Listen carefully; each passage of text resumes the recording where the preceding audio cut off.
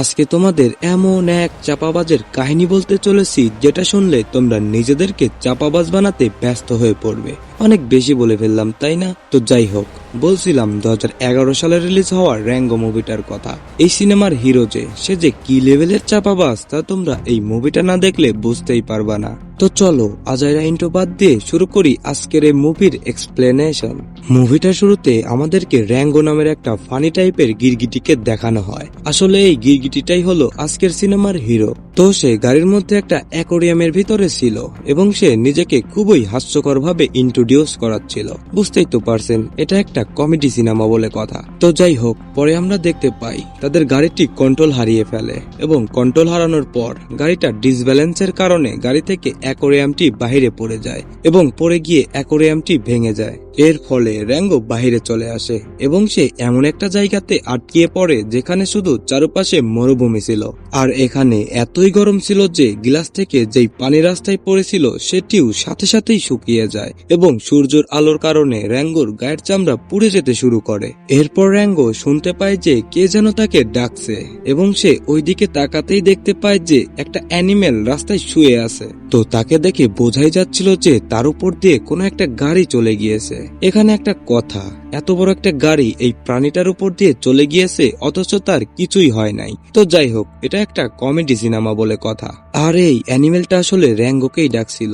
তখন সেই প্রাণীটা র্যাঙ্গোর কাছে রাস্তা পার হওয়ার জন্য সাহায্য চাইছিল। তখন আমরা জানতে পারি এই অ্যানিমেলটার কারণেই তাদের গাড়িটি ডিসব্যালেন্স হয়ে গিয়েছিল এবং এই অ্যানিমেলটার নাম হলো রটকিল। তো যাই হোক, র্যাঙ্গো তখন রটকিলের কাছে জানতে চায় আপনি কোথায় যেতে চেয়েছিলেন। রটকিল তখন তাকে বলে সে পশ্চিমের কোনো এক দেবদূতের কাছে যাচ্ছিল।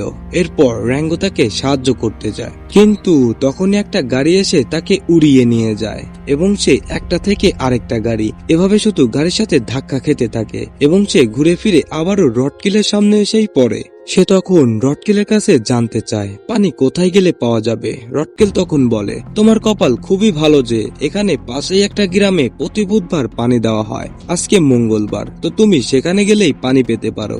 এরপর র্যাঙ্গো রটকিলের দেখানো রাস্তা অনুযায়ী চলতে শুরু করে। এই মরুভূমির পথ দিয়ে চলতে চলতে সে তখন রাস্তায় একটা ব্যাংকে দেখতে পায়। ব্যাংকটি তাকে থামার জন্য বলে, কিন্তু তখনই কিছু বুঝে ওঠার আগেই সেখানে একটা ঈগল চলে আসে। ঈগলটিকে দেখে র্যাঙ্গো একটা ক্যাকটাস গাছের আড়ালে লুকিয়ে পড়ে, কিন্তু ক্যাকটাস গাছের কাঁটা তার শরীরে ঢুকে পড়ে। এর ফলে সে চিৎকার করে ওঠে এবং ঈগলটি তাকে দেখতে পায়।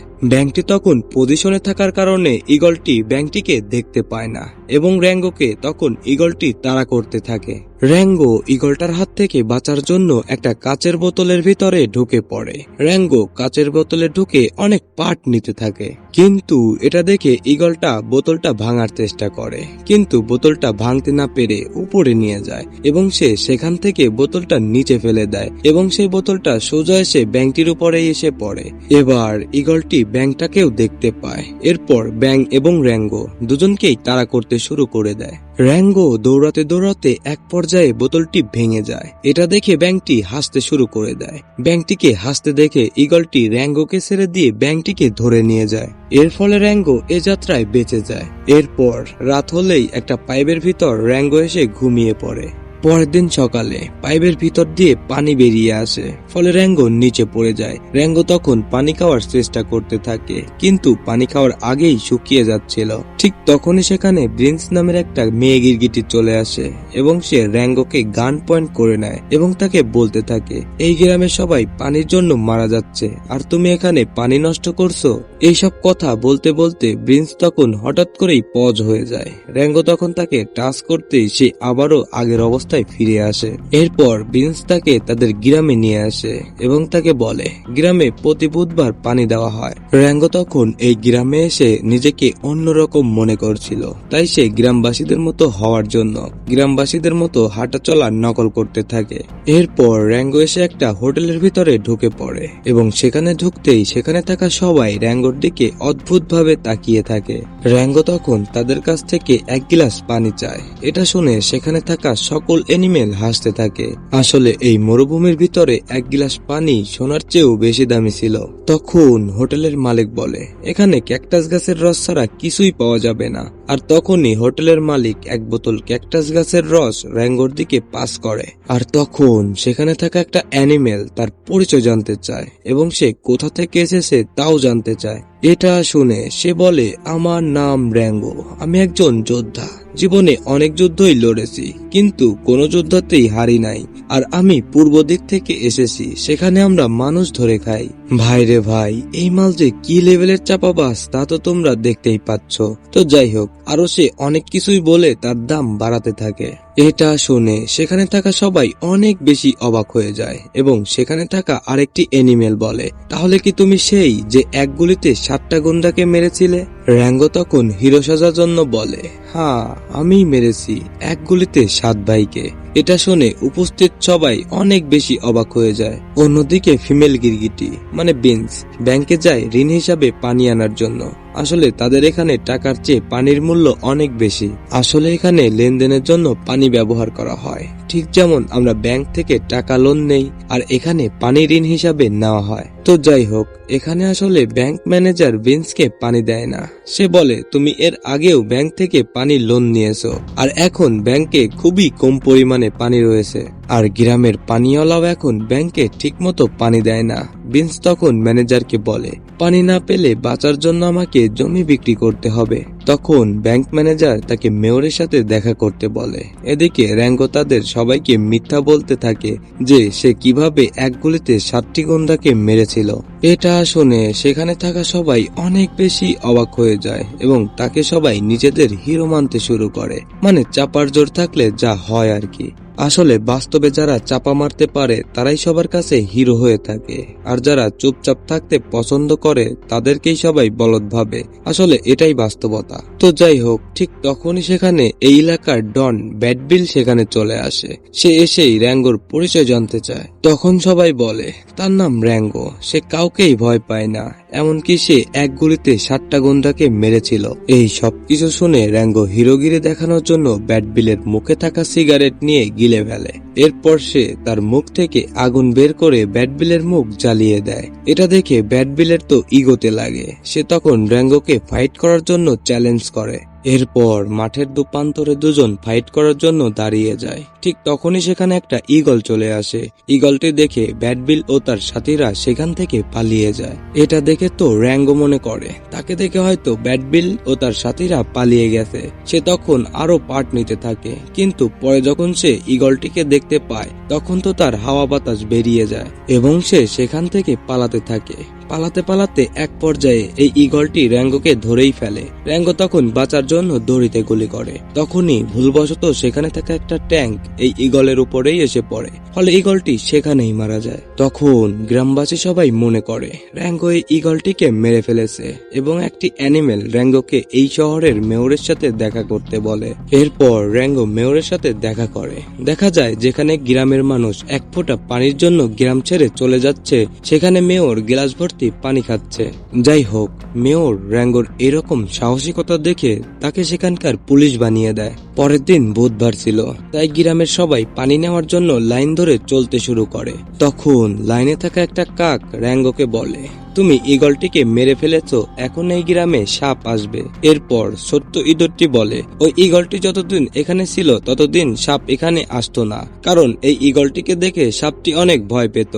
আর এখন তুমি এই ঈগলটিকেই মেরে ফেলেছো, সাপটি এখন এখানে চলে আসবে। এইসব কথা বলতে বলতে তারা সবাই সেখানে চলে আসে যেখানে পানি দেওয়া হবে, কিন্তু পাইপ থেকে পানি বের হওয়ার বদলে কাদা বের হতে থাকে। তখন সেখানে থাকা সবাই অনেক বেশি রেগে যায়। বিন্স তখন রেগে গিয়ে বলে, এখানে পাইপ থেকে পানি আসছে না, আর ওইদিকে ব্যাংকের পানিও দিন দিন কমে যাচ্ছে। এটা শুনে গ্রামবাসীরা সবাই ব্যাংকে তাদের অংশের পানি নেওয়ার জন্য ঝামেলা লাগিয়ে নেয়। আসলে প্রতি বুধবার যেখানে পানি দেওয়া হতো সেখান থেকে পানি আনার পর তাদের প্রয়োজন মিটিয়ে যেই পানি অবশিষ্ট বেঁচে যেত সেটা তারা ব্যাংকে জমা রাখত।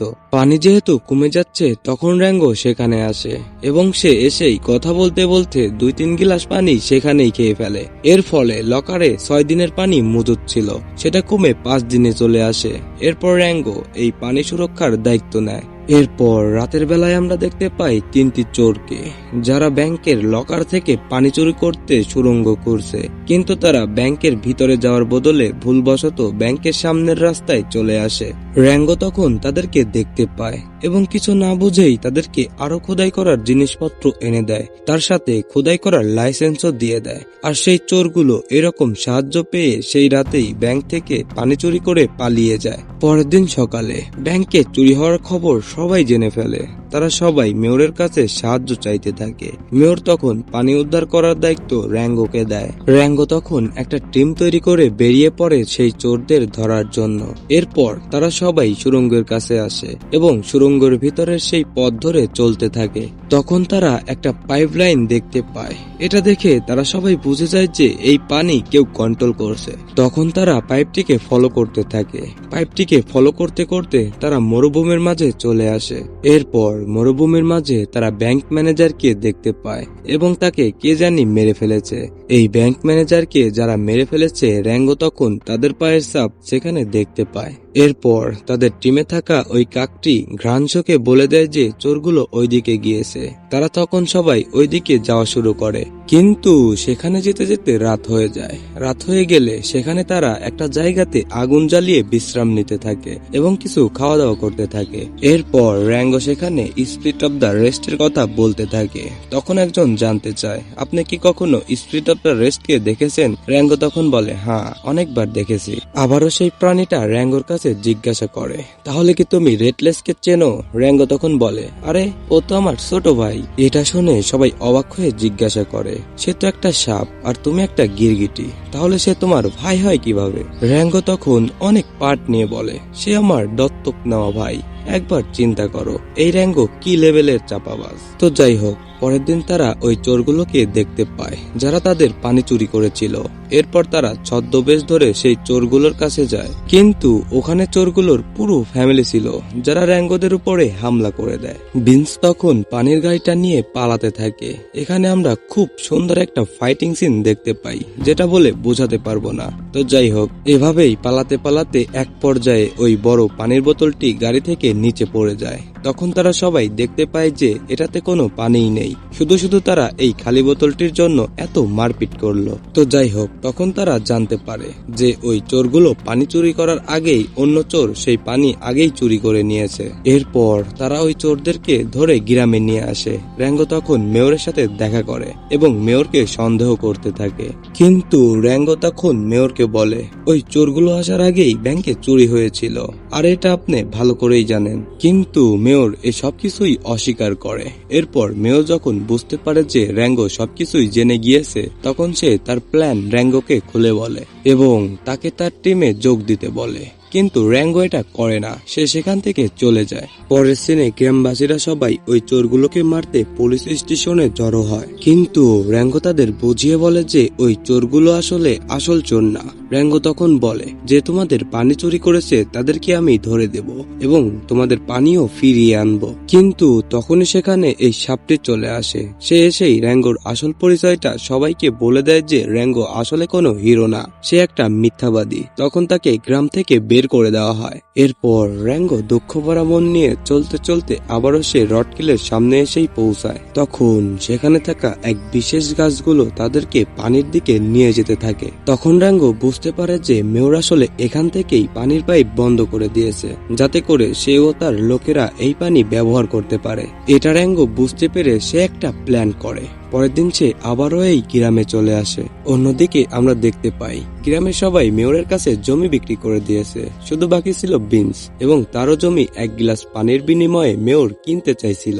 কিন্তু বিন্স তার জমি কিছুতেই বিক্রি করবে না। তখনই সেই সাপটি বিন্সকে ধরে ফেলে। মেয়র সেই সাপটিকে থামতে বলে, উল্টো সাপটি মেয়রকে বলে, আমি কারোর হুকুম মানতে পারবো না। আর তখনই র্যাঙ্গো তাদেরকে বাহির থেকে ডাকতে থাকে। এরপর সাপটি র্যাঙ্গোকে মারতে বাইরের দিকে এগিয়ে যেতে থাকে। কিন্তু র্যাঙ্গোর প্ল্যান ছিল সাপটিকে কোনো মতে ওই চোরদের করা সুড়ঙ্গর কাছে নিয়ে আসা এবং সময় মতো রডকিল পাইপ থেকে পানি ছেড়ে দিবে।